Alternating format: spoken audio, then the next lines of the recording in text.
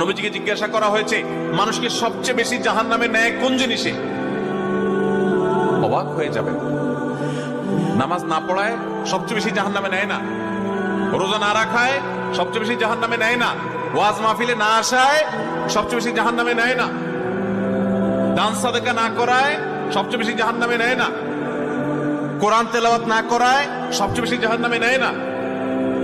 তাহলে কিসে সবচেয়ে বেশি জাহান্নামে নেয় মানুষকে?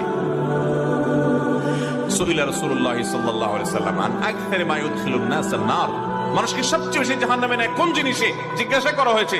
নবীজি বলেছেন দুই জিনিস, আল ফামু ওয়াল ফারাজ, মানুষের জিহ্বা, মুখ এবং লজ্জাস্থান, এই দুইটা অঙ্গ মানুষকে সবচেয়ে বেশি জাহান্নামে নিয়ে যায়। সবচেয়ে বেশি জাহান্নামে নিবে এই দুইটা অঙ্গ।